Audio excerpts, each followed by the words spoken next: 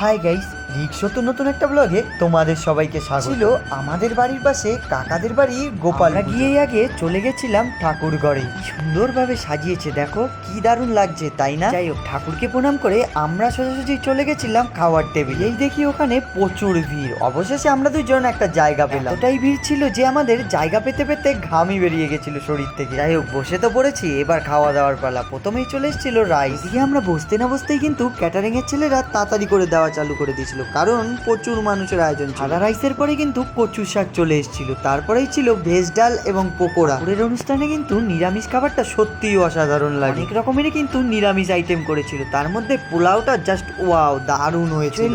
এত লোকের আয়োজন ছিল যে আমাদের হাফ খাওয়ার খেতে না খেতেই মানুষ ওইদিকে চলে। শুধু একবার ভিড়টা দেখো, উরি বাবা কি ভিড় দেখো। তো ভিড়ের মধ্যেও কিন্তু আমি ওইদিকে খাওয়া দাওয়ায় ব্যস্ত। লাস্টে কিন্তু আমের আটিটা খেয়ে চললাম এবার বাড়ির দিকে। আজকের দুপুরটা এতটাই গরম ছিল, খাওয়া দাওয়ার পরে পুরো ক্লান্ত হয়ে পড়েছি। ভিডিওটা এই পর্যন্তই, দেখা হবে নেক্সট ভিডিও।